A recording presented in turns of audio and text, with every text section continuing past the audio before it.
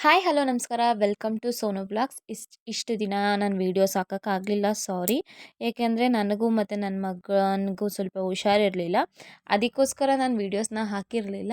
ನಾನು ಇವತ್ತು ಹಾಕ್ತಾ ಇದ್ದೀನಿ. ನಾನು ಇನ್ಮೇಲೆ ಡೈಲಿ ವ್ಲಾಗ್ಸ್ ಮಾಡೋಣ ಅಂದ್ಕೊಂಡಿದ್ದೀನಿ. ದಿನಕ್ಕೊಂದು ವೀಡಿಯೋ ಅಂತೂ ಹಾಕ್ತೀನಿ. ಲೇಟ್ ಆದರೆ ಒಂದು ಸ್ವಲ್ಪ ಮಧ್ಯಾಹ್ನ ಮೇಲೆ ಹಾಕ್ಬೋದು. ಇವತ್ತೇನಪ್ಪ ಅಂತಂದರೆ ನನ್ನ ತಂಗಿದು ಪೇರೆಂಟ್ಸ್ ಮೀಟಿಂಗ್ ಇತ್ತು. ಪೇರೆಂಟ್ಸ್ ಮೀಟಿಂಗ್ ಇರೋ ಕಾರಣ ನಾನು ಹೋಗಿದ್ದೆ, ಆದರೆ ಅಕ್ಕ ಆಗೋಗಿದ್ದೆ.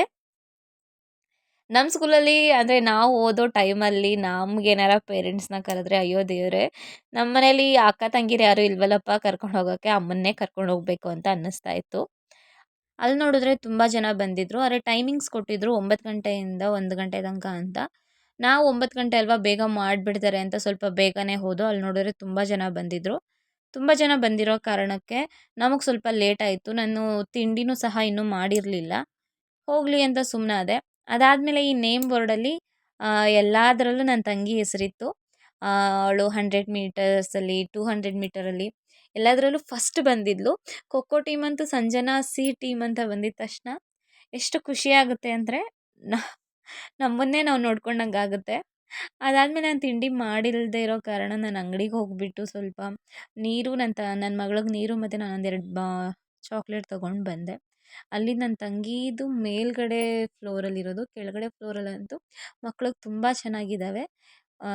ಏನಂತಾರೆ U K G, L K ಜಿಗೆಲ್ಲ ಅಲ್ಲಿ ತುಂಬ ಚೆನ್ನಾಗಿ ಆಟ ಆಡಿಸೋದೆಲ್ಲ ಇತ್ತು. ನನ್ನ ಮಗಳಂತೂ ಆಟ ಆಡ್ತಾ ಇದ್ಲು. ಅಲ್ಲಿಂದ ಆದಮೇಲೆ ನಾನು ನನ್ನ ಮಗಳು ಕುತ್ಕೊಂಡು ಚಾಕ್ಲೇಟ್ ತಿಂದ್ಕೊಂಡು ಪೇರೆಂಟ್ಸ್ ಮೀಟಿಂಗ್ ಮುಗಿಸ್ಕೊಂಡು ಮನೆಗೆ ಬರೋಷ್ಟಿಗೆ ಒಂದು 12 ಗಂಟೆ ಆಗೋಗಿತ್ತು. 12 ಗಂಟೆ ಆಗಿರೋ ಕಾರಣ ನಾನು ತಿಂಡಿ ಮಾಡದೇ ಇರೋದ್ರಿಂದ ತಿಂಡಿ ಮಾಡಿಕೊಂಡು ಬೇಗ ಬೇಗ ನನ್ನ ಮಗಳಿಗೆ ಏನಾರ ಜ್ಯೂಸ್ ಮಾಡಿಕೊಡೋಣ ಅಂತಂದ್ಬಿಟ್ಟು, ಯಾಕಂದರೆ ಹಣ್ಣುಗಳು ತುಂಬ ಇತ್ತು ನಮ್ಮ ಮನೇಲಿ. ಹಣ್ಣು ಇರೋ ಕಾರಣ ಏನು ಮಾಡೋದು ಅಂತ ಗೊತ್ತಾಗದೆ ಇನ್ನೇನು ವೇಸ್ಟ್ ಆಗುತ್ತೆ, ಹಣ್ಣನ್ನ ಯಾರೂ ಅಷ್ಟೇ ತಿನ್ನಲ್ಲ. ಅದಕ್ಕೋಸ್ಕರ ಒಂದು ರೆಸಿಪಿ ಮಾಡೋಣ, ರೆಸಿಪಿ ಅಂದರೆ ಜ್ಯೂಸ್ ಮಾಡೋಣ ಅಂತ ಅಂದ್ಕೊಂಡೆ.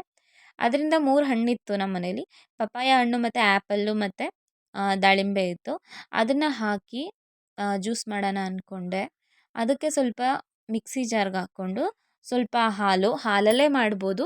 ನಾನು ಸ್ವಲ್ಪ ನೀರು ಹಾಕ್ಕೊಂಡೆ ಅಷ್ಟೇ. ನಾನು 1 ಲೋಟ ಹಾಲಿಗೆ 1/4 ಲೋಟ ನೀರು ಹಾಕ್ಕೊಂಡಿದ್ದೀನಿ. ನೀರು ಹಾಕ್ಕೊಂಡು ಒಂದು ಸ್ವಲ್ಪ ಸಕ್ಕರೆ ಹಾಕ್ಕೊಂಡು ನೀಟಾಗಿ ನುಣ್ಣಗೆ ಮಾಡಿಕೊಂಡು ನನ್ನ ಮಗಳಿಗೆ ಕೊಟ್ಟೆ ಅಪ್ಪ.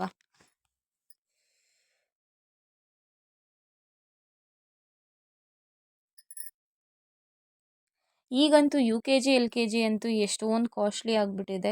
ಎಲ್ಲೋದ್ರೂ ಲಕ್ಷದ ಮೇಲೆ ಕೇಳ್ತಾರಪ್ಪ. ಮಕ್ಳಿಗೆ ಓದಿಸೋದು ಅಂದರೆ ಅಷ್ಟೊಂದು ಕಷ್ಟನಾ? ಹಿಂದಿನ ಕಾಲದಲ್ಲೆಲ್ಲ ಎಷ್ಟೊಂದು ಜನ ಎಷ್ಟೊಂದು ಮಕ್ಕಳಿರ್ತಾ ಇತ್ತು.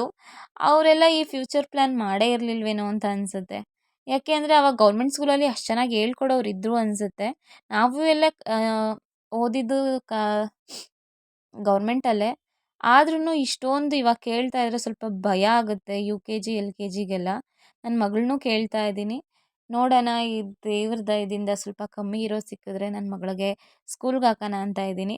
ನಿಮ್ಮ ಪ್ರೀತಿ ವಿಶ್ವಾಸ ಹೀಗೆ ಇರಲಿ. ಯಾಕೆಂದರೆ ನನ್ನ ಮಗಳನ್ನ, ನನ್ನ ಫ್ಯಾಮಿಲಿನ ಪ್ರೀತಿಸಿ ಸಪೋರ್ಟ್ ಮಾಡಿ.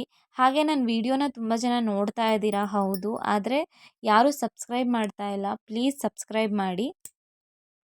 ನನ್ನ ಮಗಳಿಗೆ ಜ್ಯೂಸ್ ಕೊಟ್ಟೆ. ಅವಳು ಬೇಡ, ನನಗೆ ಸ್ವಲ್ಪ ಬೇಡ ಬೇಡ ಅಂತ ಅಂದಳು. ಓಕೆ, ಅವಳ ಬದಲು ನಾನೇ ಸೇರಿ ಕುಡ್ಕೊಂಡೆ. ಹಾಗೆ ನನ್ನ ವೀಡಿಯೋನ ಪ್ಲೀಸ್ ಲೈಕ್ ಮಾಡಿ, ಶೇರ್ ಮಾಡಿ, ಕಮೆಂಟ್ ಮಾಡಿ. ನಾನು ಡೈಲಿ ಒಂದು ವೀಡಿಯೋ ಹಾಕೋಣ ಅಂತ ಅಂದ್ಕೊಂಡಿದ್ದೀನಿ. ನಿಮ್ಮ ಪ್ರೀತಿ ವಿಶ್ವಾಸ ಹೀಗೆ ಇದ್ದರೆ ನಾನು ಡೈಲಿ ಒಂದು ವೀಡಿಯೋ ಹಾಕೋಕ್ಕೆ ಪ್ರಯತ್ನ ಪಡ್ತೀನಿ.